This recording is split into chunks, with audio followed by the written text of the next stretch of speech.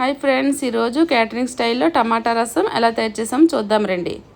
ముందుగా స్టవ్ వెలిగించుకొని గిన్నె పెట్టి నూనె వేసి నూనె వేడెక్కిన తర్వాత పోపులు, ఎండుమిర్చి, కరివేపాకు వేసి బాగా వేగిన తర్వాత ఉల్లిపాయలు, పచ్చిమిరపకాయలు వేసుకొని బాగా వేగనివ్వాలి.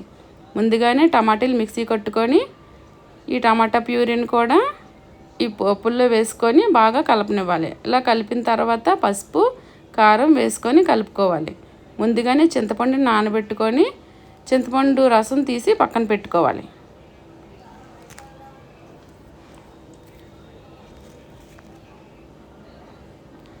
ఈ చింతపండు రసానికి సరిపడినంత వాటర్ కూడా వేసుకొని, పులుపుకి సరిపడినంత వాటర్ కూడా వేసుకొని మిక్సీలో ధనియాలు, జీలకర్ర, వెల్లుల్లిపాయలు, మిరియాలు మిక్సీ కొట్టుకొని పక్కన ఉంచుకొని ఈ పౌడర్ని కూడా ఈ రసంలో వేసుకోవాలి.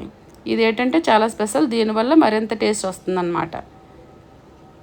దీంట్లో కొత్తిమీర వేసుకోవాలి. కొత్తిమీర తర్వాత కల్లుప్పు, రసం పొడి వేసుకొని బాగా మరగనివ్వాలి. ఇలా మరిగితే చాలా టేస్ట్ వస్తుందన్నమాట. చూడండి, ఇలా పొంగినంత వరకు మరగనివ్వాలి.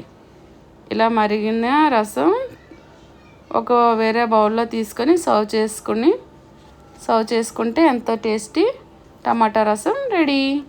రసం చాలా బాగుంది, మీరు కూడా ట్రై చేయండి. Okay friends.